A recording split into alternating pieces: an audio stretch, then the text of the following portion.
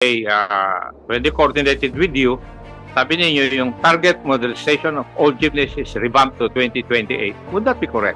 Yun ang terminologies ng DBM. May I seek help from the DOTR? I am not aware of this, Mr. Chair. DOTR, are you aware of this? Kasi nakalagay dito sa report ng DBM, per coordination with DOTR, the following inputs for the project were provided. So kayo nag-provide. O sige.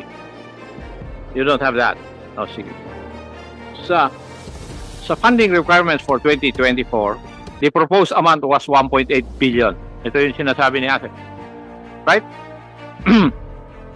But was not considered dun sa NEP due to insufficient supporting document, low budget utilization rate, and substantial delays in the project's implementation. Kaya binaba nila sa 1.6 billion.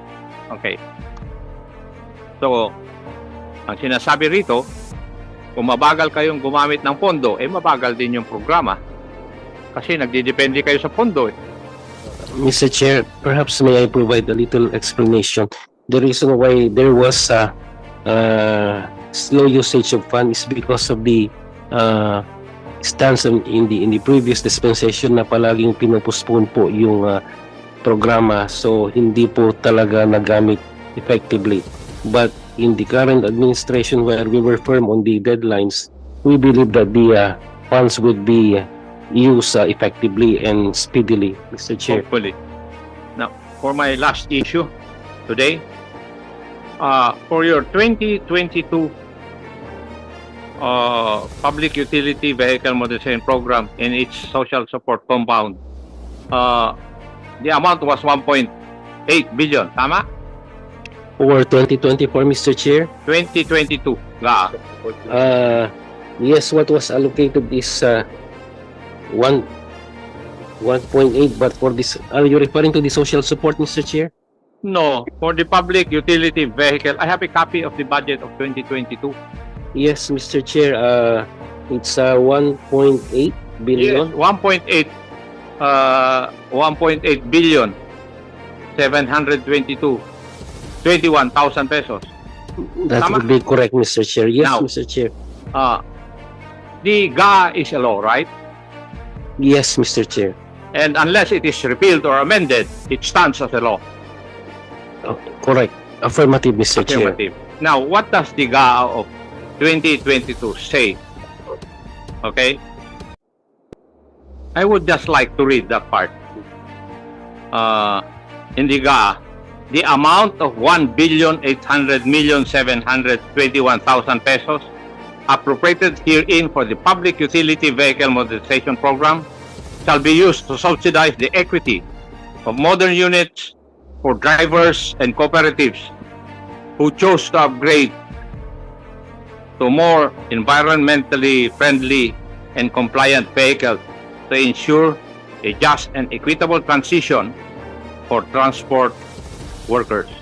It does not mention the corporations, right? Yes, Mr. Chair. Yes. Do you agree, OTC? That's the wordings of the law. And you said that the GA is a law, to which I agree. So, hindi kasama ang corporation sa subsidy. Would you agree? Ayan ang sinasabi ko. It's the wordings of the law. And you are lawyers, Attorney Guadis and Attorney Yebra. You are lawyers. Would you agree with me? Anong tawag natin doon? Exclusio unuses, exclusio arterius? Exclusio Dating unuses, maxim? exclusio alterius. Yes. What the law does not include, it should not be included. So, corporations are not included. Would you agree? Yes or no? Gusto ko lang makuha. We will look into it and we defer to the USEC for the DOTR for the proper interpretation, Your Honor. The USEC is not a lawyer. Or is she? The USEC for legal, Mr. Chair. Kaya nga, dalawa nga kayong abogado Si Yusek Yebra and you. You are both lawyers. How do you understand this provision of law? Mr. Chair, maybe please kindly hear again the provision, Mr. Chair. The provision, the amount of 1,800,721,000 pesos appropriated herein for the Public Utility Vehicle Modernization Program shall be used to subsidize the equity of modernized units for drivers and cooperatives. Walang minimension na corporation. For drivers and cooperatives who choose to upgrade to more environmentally friendly and compliant vehicles to ensure a just and equitable transition for transport workers. Hindi lang yan ang issue dito. Again, I'll proceed. Provided further that a franchise or authority to operate shall be withheld, cancelled, or revoked based on the failure to consolidate given the systemic shortage in public transportation. In other words, no franchise shall be withheld. It's the law. And now, you're telling us that there will be no franchise effective January 31, 2024. Has this law been amended? Bakit kayo nagkukuhan? What you're doing is in violation of the provisions of the... How do you reconcile your actions now with this provision of law? So, the third issue, Yusik Gebra. Yes. Provided finally that there shall be transparency and accountability in the use of public funds through the creation of a multi-sectoral governance committee with transport drivers, operators, cooperatives or associations, commuters, academic, and civil society representatives that will provide real-time community feedback and ground reports to improve operations, and a real-time public dashboard on the outputs and outcomes of the use of the Public Utility Vehicle Modernization Fund. Have you created this? If I may be permitted to respond, Mr. Chair. Yeah. If I remember correctly, during 2022, during the time of the previous administration, there were an intergovernment, interagency coordination for the use of that fund, Mr. Chair. And they were very particular about those specific provisions because they wanted to comply.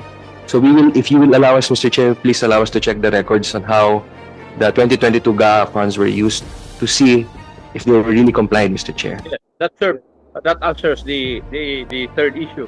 Yes, Mr. About Chair. the first and the second issue. We- You haven't given me an answer. On the first issue, Mr. Chair, please allow me also to check. But based on your reading, it only mentions cooperatives and drivers, Mr. Chair. Yes. And I understand. And therefore, if we follow this provision of law, yung sinasabi ni Mr. Francisco na yung individual operator can procure. Kasi you cannot force yung pag-consolidate. Allow us to revert, Mr. Chair. Yes. Tama? Tingnan nyo lang ito dahil you might be treading on dangerous ground. Could you provide the stand of the DOTR insofar as these three issues are concerned officially, Jose Quebra? Yes, Mr. Chair, and with your permission, we will also consolidate with the LTFRB so that we have one position, Yes. Mr. Chair. Thank you. Thank you. LTFRB, yung balanse na sinasabi ninyo dito sa pondo ninyo, could you please provide us how you have utilized it? Yes, Mr. Chair, we will do it. Thank you. Balance. The Honorable Manuel is recognized, hopefully, the last interpreter for today. Thank you, Mr. Chair. Mr. Chair, I'd like to request LTFRB to furnish our office a copy. If na-request na rin po kanina, then sa office din po sana namin mabigyan din kami ng kopya ng listahan ng mga approved models ng mga units na pinayagan na pwedeng gamitin in line with the PUV modernization program at sino ang mga manufacturers ng mga approved na models. Now, Mr. Chair, ito po a question that I'd like to address again to LTFRB.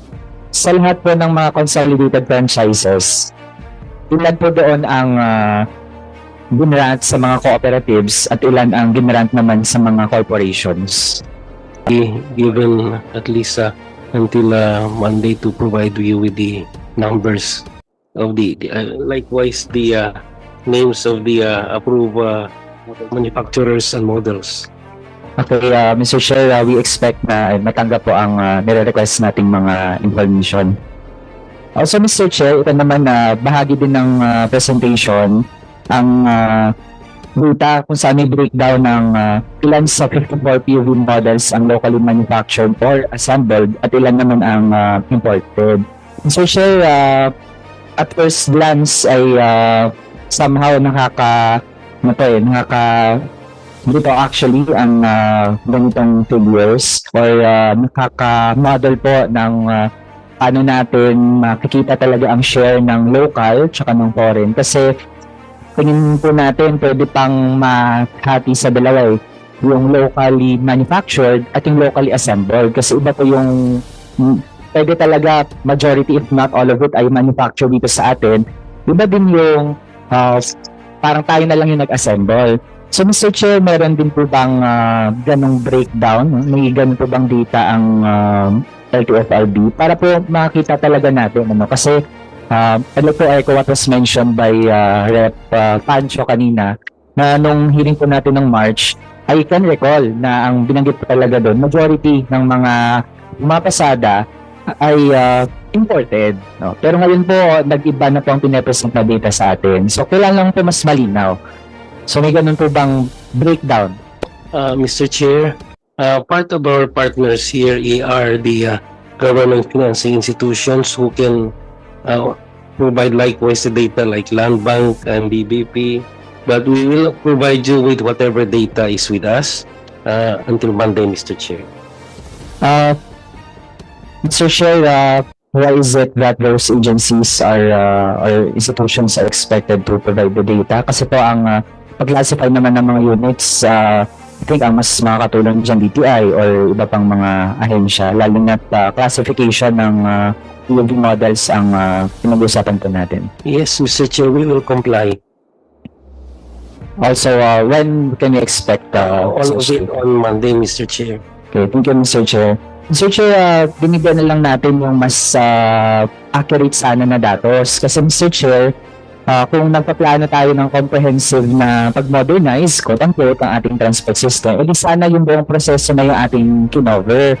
Ang nangyari po kasi, Mr. Chair, hindi natin consider ang source ng ating mga PUVs as part of the whole picture. Nag-set po tayo ng standards, tapos nagpa-deadline tayo for consolidation, pero sa isang banda, nag-iwanan naman yung ating local manufacturing industry para sa ating mga job. Kaya, pag ganun talaga, Mr. Chair, in one way or another, yung ating mga ahensya, sila yung nag-enable ng ganitong setup na ang pinaprioritize ay yung mga foreign or imported na mga units. And, Mr. Chair, on another note naman, kasi with the high rate ng mga hindi pa nagko-consolidate, lalo na dito sa Metro Manila, I hear remarks or pronouncements from officials na ang sinasabi ay handa naman daw tayo kasi merong alternatives kapag hindi na pinayagang bumiyahe ang mga hindi nakapag-consolidate. Pero Mr. Chair, with 48% na hindi nag-consolidate sa NCR, kung 52% lang yung nag-consolidate, napakalaki po nito. Kaya Mr. Chair, para directly din, mapakinggan natin kasi I believe meron din pong gumalo na isang SQ official from Quezon City and official din siya ng kanilang SQ Federation para din po kung ano din talagang epekto nito sa mga kabataan at mga commuters. I request Mr. Chair na mapakinggan din natin mula sa mga sangguniang kabataan natin if nandito si SK Dude sa ating mga resource persons.